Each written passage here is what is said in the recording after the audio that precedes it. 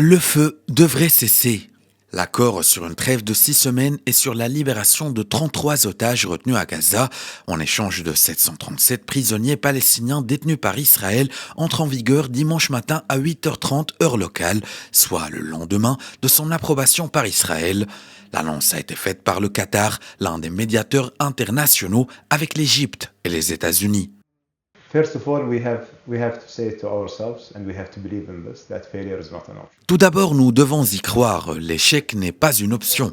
C'est fondamentalement ce à quoi nous devrions tous aspirer. Maintenant, si l'accord échoue, nous n'abandonnerons pas. Nous veillerons à ce qu'il soit à nouveau corrigé et que les parties s'y conforment. Nous ne pensons pas que cet accord sera mis en œuvre tel quel, littéralement, mais nous faisons de notre mieux pour créer un consensus. We anticipate there will be a lot of issues and everyday issues. L'accord a été laborieusement obtenu après plus d'un an de négociations. Cependant, des sirènes ont encore retenti à Jérusalem. L'armée israélienne a affirmé dans la matinée avoir intercepté dans le centre du pays un projectile en provenance du Yémen. Les rebelles Houthis du Yémen, soutenus par l'Iran, revendiquent avoir tiré un missile ciblant le ministère de la Défense dans la région de Yafa.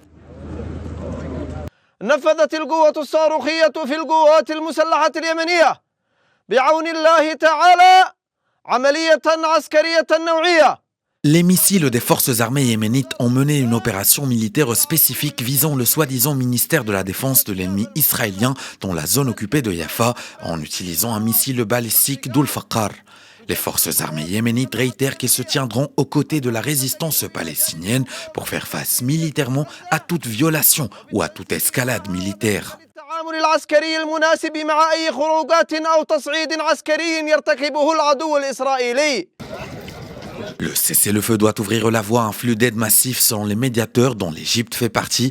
Des centaines de camions sont garés côté égyptien au poste frontière de Rafah, fermé depuis mai, lorsque les forces israéliennes ont pris le contrôle du côté palestinien du point de passage.